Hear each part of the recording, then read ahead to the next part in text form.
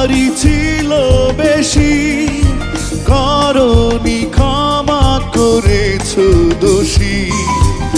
অভিমান লুকিয়ে রাখো যদি, থাকবো সারা জীবন অপরাধী।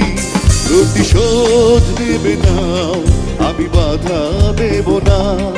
একবার বলে যাও, কেন আমার হলে না? ও প্রিয়া।